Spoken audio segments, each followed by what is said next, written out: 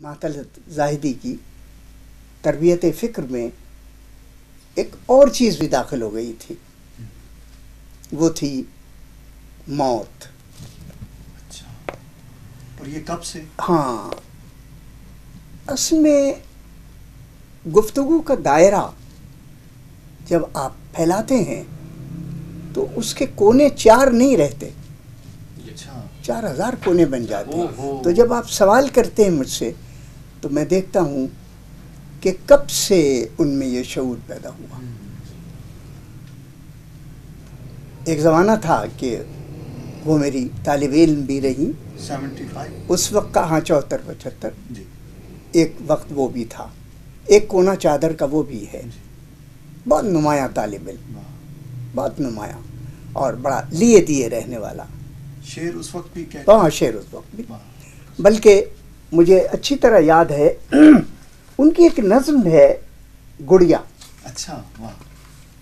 1974 میں اس کی جب اشاعت ہوئی، روپ ہزار میں ہے، تو یہ نظم چھپ چکی تھی.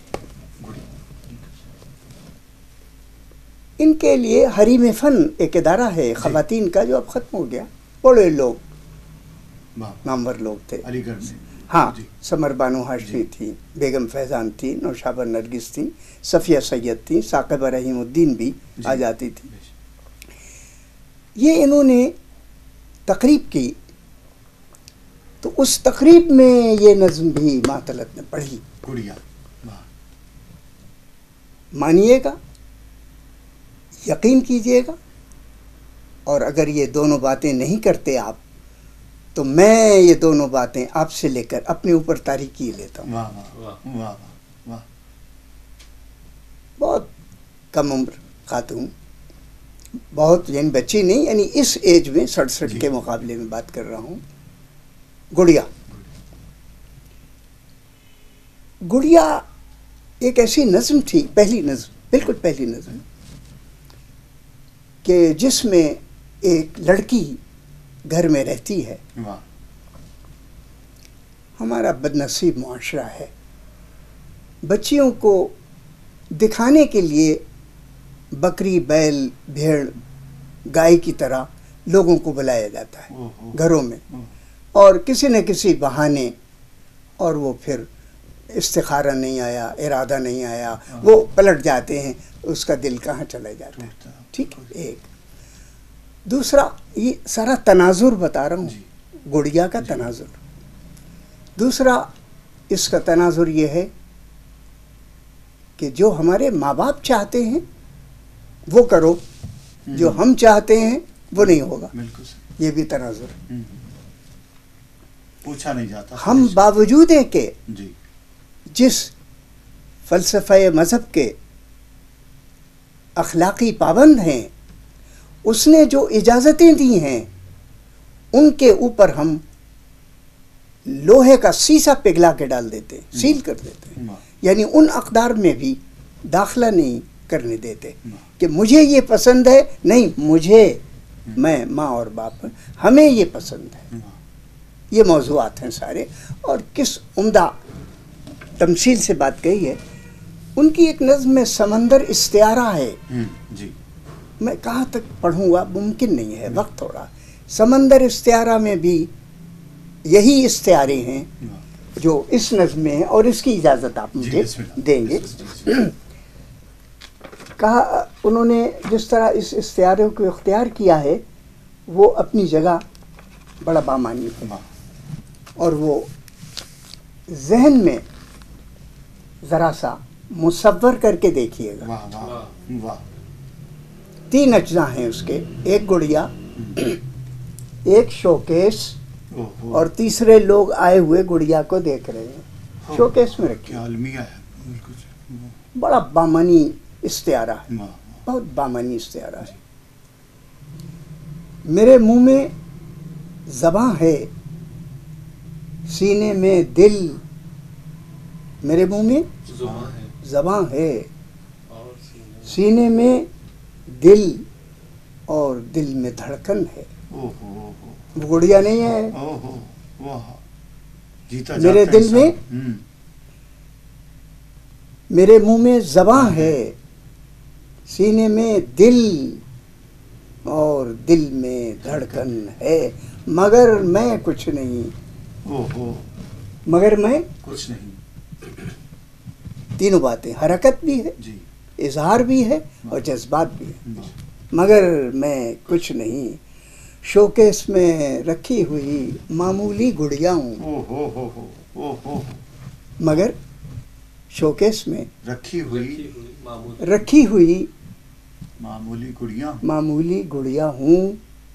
بہت سے لوگ میرے سامنے آتے ہیں جاتے ہیں. آتے ہیں. اوہ، شوکیس، اوہو. Utility store, store. General store, decoration house, gallery. بہت سے لوگ ہم، ہمارے بچیوں کے ساتھ جی. ہمارے معاشرے میں یہی ہوتا ہے. یہی ہو رہا ہے. بالکل. بہت سے لوگ میرے سامنے آتے ہیں جاتے ہیں. کبھی ایسا بھی ہوتا ہے کسی کی مسکراہٹ دل میں میرے گیت بن کر تیر جاتی ہے. اوہو. کبھی ایسا بھی ہوتا ہے، کبھی ایسا بھی ہوتا ہے. کسی کی مسکراہٹ میرے دل میں ہم. گیت بن کر تیر جاتی ہے. میرا جی چاہتا ہے جاؤں اور اس سے کہوں یہ مسکراہٹ جی کو بھاتی ہے، مگر شوکیس میں تالا لگا ہے. اوہو ہو، اختیار بھی نہیں ہے. آئے ہائے، مگر شوکیس میں تالا لگا ہے. واہ واہ واہ. اس میں کوئی چیز ایسی نہیں جو کھلی ہوئی ہو، لیکن کوئی ایسی چیز نہیں ہے جو چھپی ہوئی ہو. یہ استعارہ. کیا چھپا انداز اور کیا خوبصورت انداز. سبحان اللہ. واہ. میر مہتلت کی واہ. شاعری میں جو بہت سے تصورات ہیں، جی. ان میں یہ تصور کہ عورت کی پکار جو ہے، ویمن لب، عورت کی آزادی اظہار، وہ نہیں کہ میرا جسم میری قیمت، میری جان میرا سودا، یہ نہیں. جی. ان کا خیال یہ تھا کہ جو انسان کے بنیادی حقوق ہیں جی. اس میں اسے مختار سمجھا جائے، واہ حدود اخلاق میں رہتے ہوئے. بالکل صحیح. بالکل اس پر ان کی بالکل صحیح. بہت سی نظمیں ہیں. واہ. میں کیسے مسکراتی ہوں، جی. بہت سی نظمیں ہیں، روپ ہزار میں بھی ہیں. اور اب میں ایک نئے مضمون کی طرف آتا ہوں. وہ یہ ہے کہ ان کے اس انفرادی پیغام کو جو ادب اردو ہے اس نے بڑی عمدگی سے محسوس کیا، مگر اہل نظر نے، مگر اہل بینش نے، واہ. مگر اہل عقل نے واہ. جو تعصب سے بری تھے. جرمنی زبان میں اردو ادب کا ایک والیوم آیا ہے، مصنف ہیں اس کے ڈاکٹر منیر الدین احمد. جی. مہتلت کی جس نظم کا انتخاب کیا ہے انہوں نے، واہ واہ. وہ ہے میں کیسے بولتی ہوں، میں کیسے بولتی ہوں. واہ. ان بولنے مجھ میں جرأت کیسے پیدا واہ ہوئی. واہ. یہ جو انفرادیت ہے ان کے احساس کی، ایک بڑا کام انور سدید نے بھی کیا ہے. اچھا. واہ. اور اس سال کی بہترین نظمیں ایک والیوم شائع کیا، 77 کا والیوم ہے غالباً جہاں تک مجھے یاد ہے. اس میں مہتلت کی 3 نظموں کا انتخاب کیا. ماشاء اللہ. واہ واہ واہ. ادبیات نے ناصر زیدی کے ذریعے اردو کا بہترین ادب خانہ غزل اور خانہ نظم میں اس میں بھی انتخاب کیا. اقدار نے بھی جب انتخاب کیا، جب اپنے جی. انتخاب اشاعت میں جو شائع ہوئے ان کے اقدار میں، شبنم صاحب اس کے ایڈیٹر تھے، انہوں نے بھی انتخاب میں ان کی 9 نظمیں واہ. شامل کی. ماشاء اللہ. میرا یہ خیال ہے کہ وہ بالطبع آخر وقت تک میں آگاہ کرتا رہا انہیں کہ نظم میں زیادہ توانائی ہے ان کے یہاں. غزل بھی ہے میں مانتا ہوں، شاخ غزل آپ کے سامنے ہے، لیکن جو اپنا عقیدہ ہے میرا، آپ صاحبان علم ہیں جو سن رہے ہیں، کہ وسعت بیان نظم جس طرح قبول کرتی ہے، غزل میں وہ اظہار اور وہ وسعت میسر نہیں ہے. تو ان کی نظموں میں وہ آدمی، وہ انسان، وہ عورت اور وہ شخص بہت زیادہ نمایاں نظر آتا ہے نسبتاً غزلوں کے نظموں میں. ان کی نظموں کا ایک نیا پیکر ابھی آیا ہے، ابھی سے مراد ہے آخری زمانوں کی کتاب، وہ ہے 3 مصروں کا جہاں. وہ بھی قریب تر ہے، یعنی غزل سے آزادی کا ایک پروانہ ہے وہ بھی. یعنی 3 مصروں میں وہ بات کہنے کی کوشش کی ہے جو بہت طویل مصروں میں نظم کے کہی جاتی ہے یا پابند شعروں میں غزل کے کہی جاتی ہے. انہوں نے 3 مصروں میں 3، اور دنیا کا کوئی موضوع نہیں چھوڑا ہے. یہ ہائیکو کے انداز میں، یہ لفظ معروف تو بہت ہے، ہائیکو کہا جاتا ہے، لیکن اس پر ایک دیباچہ مجھ عاجز نے لکھا ہے، وہ پڑھنے والا ہے کہ یہ 3 مصرے کیا ہیں. ہمارے صوفی شعراء کی کافیاں بھی اسی انداز کی ہیں. بہت سے پنجاب کے صوفی علماء کی شاعری بھی اسی انداز کی ہے، لیکن جاپان سے آئی ہوئی یہ اصطلاح ایک الگ ہے، اس کے اجزائے بیان الگ ہیں. لیکن یہ 3 مصروں میں اسے انہوں نے سہ حرفی کے لفظ سے تعبیر کیا ہے. یعنی ایک مصرع ایک حرف ہے، ایک خیال ہے، اور تیسرے مصرے میں اس کو بند کر دیا گیا سہ حرفی. معطلت کے ہاں جو بڑی ہی قابل رسید بات ہے، یعنی جس تک پہنچا جائے اور پہنچنے کی اطلاع دی کہ ہم پہنچ گئے ہیں، وہ ہے ان کے وہ موضوعات جو انہوں نے شاعری میں بھی سامنے رکھے ہیں اور نثر میں بھی. انگلستان ویسے تو بہت سی زمینوں کے سینوں پر ان کے قدم ہیں. آذربائیجان بھی ان کی سیر و سفر کی ایک منزل ہے، مصر بھی ہے، ہندوستان 5 بار ہے، ایران ہے، چین ہے، انگلستان بھی ہے ان میں، اور کوئی میں ملک اگر بھول نہ رہا ہوں. انہوں نے ہر جگہ اس پورے پھیلے ہوئے عموم سے خصوصیت کے دانوں کو چن کر اپنی جیب میں رکھ لیا. بہت خوب، بہت خوب، بہت خوب. یعنی لوگ کیا کھاتے ہیں، کیا پیتے ہیں، کیا سوچتے، نہیں، انہوں نے یہ دیکھا کہ لوگوں کے رویوں میں ہمارے رویوں سے کیا امتیاز ہے، کیا کمی ہے، کیا بیشی ہے، کیا کمی ہے، کیا زیادتی ہے. یہ انہوں نے اس سیر و سفر کے درمیان محسوس کیا اور اپنی نثر میں اس کو موضوع خیال بنا. آپ صاحبان مطالعہ ہیں میرے سامنے، اور میں اگر کہیے تو لکھ کر دے دوں، مجھ سے زیادہ باشعور اور بہت سے مجھ سے زیادہ پڑھے لکھے بھی ہیں. اس معیار کے لوگوں سے میں یہ بات کہہ رہا ہوں، اس لیے محتاط بھی ہوں. اور محتاط آدمی صرف لفظوں ہی کا احتیاط سے انتخاب نہیں کرتا، بلکہ اپنے بیان کے اسباب و نتائج کو بھی سامنے رکھتا. لہذا میں کہتا ہوں کہ معطل زاہدی نے اپنی موت کے دل دہلانے والے 3 سالوں میں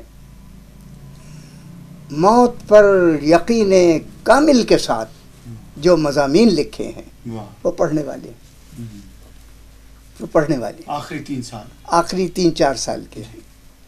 ان کی کچھ خاکے پہلے بھی ہیں، خاکے، لیکن ان کی تکمیل ان دنوں میں.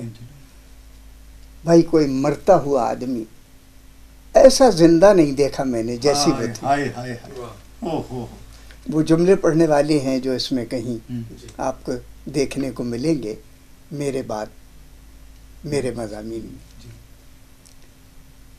میں نے کہا کہ وہ کھیت سے وہ دانے اٹھاتی تھی جسے مزارے نے اور زارے نے چھوڑ دیا ہو رکھ کر، عام آدمی نے اسے اٹھانے کے قابل نہ سمجھا ہو، وہ دانے اٹھاتی تھی.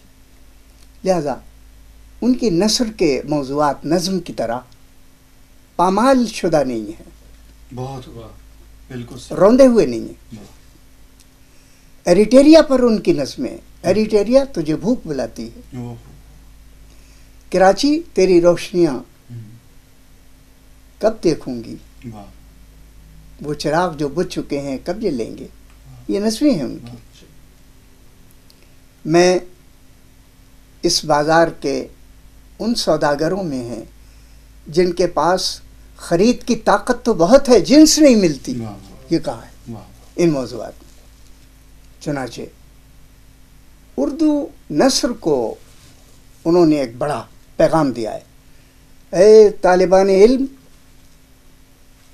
اگر فرصت ملے تو ان موضوعات کو دیکھیے معطلت کے، جو کہیں نہیں ملیں گے.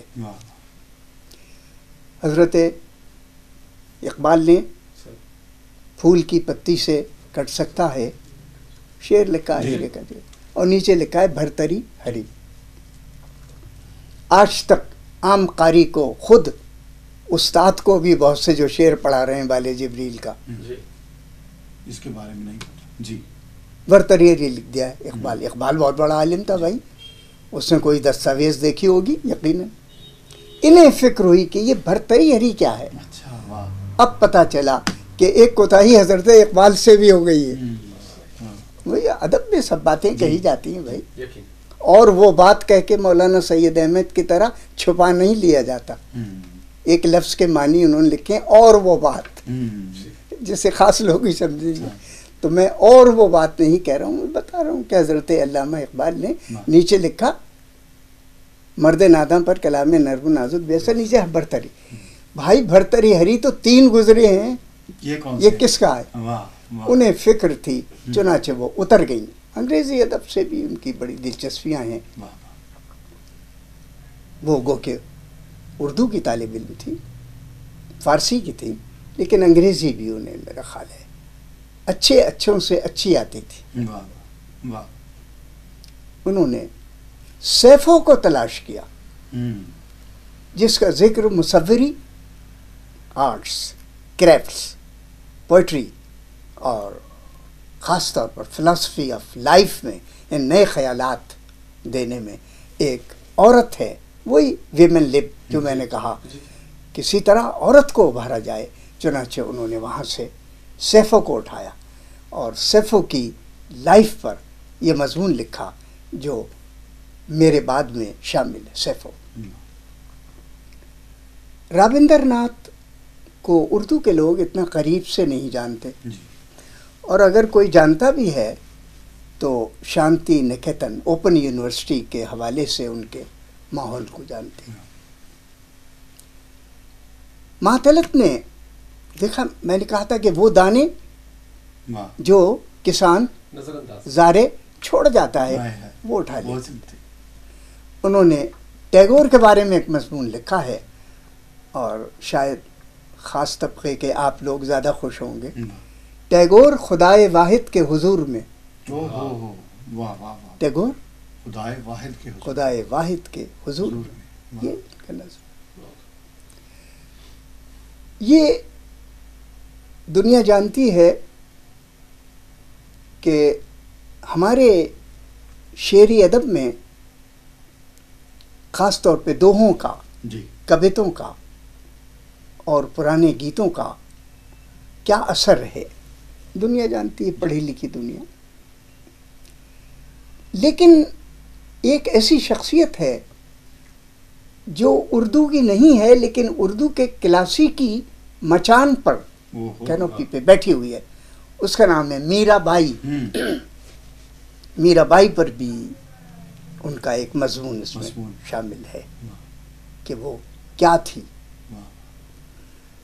ایک مضمون اور بھی ہے، بہت سے مضامین ہیں اس پہ اچھوتے بالکل نئے، جو اور موضوعات پہ لوگوں نے ان کو موضوع سمجھ کے نہیں نہ اٹھایا نہ بٹھایا کہیں، نہ ذکر کیا ان کا۔ ایک بہت مشہور ڈائریکٹر ہے بیمل رائے، اس نے تمثیل میں، ڈرامے میں، اسٹیج میں، فلم میں کیا انفرادیت پیدا کی ہے جو انسانی شعور کے لیے لطافتوں کا دریا بہاتی ہے۔ بیمل رائے پر بھی ان کے موضوعات، میں یہ عرض کر رہا تھا کہ اس کتاب میں انہوں نے نہ صرف یہ کہ ایسے موضوعات اٹھائے، بلکہ ایک وہ پردہ بھی اٹھا لیا ہے جو عموماً پڑا رہتا تھا، وہ تھا اپنی کوتاہیاں، اپنی غلطیاں۔ اس موضوع کو بھی انہوں نے اٹھایا ہے تاکہ لوگ یہ جان لیں کہ صرف عریاں لذتوں ہی کی نہیں، بلکہ تنبیہ اور تادیب کے لمحوں کی بازیافت بھی ضروری ہے۔ بہت چنانچہ اس میں ایک مضمون ہے آخری تھپڑ، اچھا، واہ، چھوٹا سا مضمون، بہت چھوٹا سا۔ پتہ نہیں آپ نے کہاں زمانہ گزارا ہے، میں نے تو آنکھیں کھلی تھی وہیں گزارا ہے۔ پتہ نہیں آپ کب سے سو رہے ہیں، میں تو بہت عرصے سے جاگ رہا ہوں بھائی۔ بہت مجھے خبر نہیں کہ آپ اب کیا کریں گے، مگر میں تو یہ کروں گا، میں جانتا ہوں۔ بہت مجھے وہ چھابڑیاں بھی یاد ہیں جو کندھوں پہ رکھ کر لوگ بھینگی کی شکل میں انہی گلیوں سے گزرا کرتے تھے۔ ایک میں چنے رکھے ہوئے ہیں، ایک بھینگی پلڑے میں، ایک وہ چھیکا جیسا، ایک میں مونگ پھلی رکھی ہوئی، ایک میں چنے، ایک میں گاجر، ایک میں مختلف چیزیں، الائچی رکھی ہوئی، میٹھی۔ ہمارے معاشرے میں وہ پھل اب بالکل نایاب ہوتے جاتے ہیں۔ ان میں سے ایک ہے سرخ گول بیر، چھوٹا بیر۔ وہ بچپن میں بچوں کو بہت پسند ہوتا ہے۔ ایک 5 سال کی بچی جس کا قد اس ریڑھی یا چھابڑی سے ذرا نیچے ہے اور غالباً وہ اس فٹ میں، اس دائرے میں، اس قامت میں نہیں آتا، وہ بچی نہیں آتی، اور پھل کی سطح اس سے 6 انچ، 4 انچ، 3 انچ اوپر ہے، تو وہ پسند کرنے والی معصوم بچی ہے، اٹھا کر اچک کر ایک بیر اٹھا کے منہ میں ڈال لیتے۔ ابھی آدھا ہی چبایا ہوگا کہ زناٹے دار باپ کا دھپل آتا ہے، تھپڑ نہیں دھپل، انہوں نے شاید اسے تھپڑ لکھا ہے، زناٹے دار تھپڑ۔ ریڑھی بان کہتا ہے چھاپڑی فروش کہ صاحب ایسا کیا کیا ہے اس بچی نے کہ آپ نے اس کو اتنی بڑی سزا دے دی؟ کہنے لگے کہ یہ سزا زندگی بھر کام آئے گی، اور کبھی یہ اپنی حد سے اوپر دوسروں کی چیز پر نگاہ نہیں رکھے گی بچی۔ یہ اپنے واقعے میں سے ایک واقعہ لکھا، آخری تھپڑ، اور کہا ہے کہ میں اب تک، یہ بات انہوں نے مجھے شاید 64ویں سال میں عمر کی سنائی تھی، کہا 64 سال ہو گئے ہیں، آج تک میں نے دوسرے کی چیز بغیر اجازت کے کبھی دیکھی بھی نہیں ہے۔ واہ واہ واہ واہ، اسی تھپڑ کا نتیجہ ہے یہ واردات اس میں موجود ہے۔ ملتان کی زندگی، اپنی اسلام آباد کی زندگی، ایمرسن کالج کی زندگی، مختلف زندگیوں کے پیکر اس کتاب میں جو میرے بعد ہے، اور میں بڑا شکر گزار ہوں گرد و پیش کے ایڈیٹر رضی الدین رضی کا۔ اور یہ کہانی میں کہہ دیتا ہوں آپ کے سامنے کہ وہ اتنا بے خبر مدیر ہے کہ صاحب تحریر کے بارے میں یہ نہیں جانتا کہ وہ موت اور زندگی کی ہچکیوں کے درمیان 3 سال کے درمیان اس طرح لکھ رہا ہے کہ جیسے کوئی بھرپور زندگی والا نہیں لکھ سکتا. اور مدیر تقاضے کر رہا ہے کہ اور لکھو اور لکھو. وہ ہسپتال کی زندگی میں بستر غیر راحت پر دراز ہوئی. کبھی کبھی ایسا بھی ہوا کہ زخم کی حالت میں، کبھی کبھی ایسا بھی ہوا کہ کرب اور آہوں کی حالت تھی، لیکن تقاضا مدیر کا تھا. اسے تو پتہ نہیں، مدیر بیچارے کو نہیں پتہ ہے کہ یہ قبر کے کس دہانے سے میرا قلمکار لکھ رہا بول رہا ہے.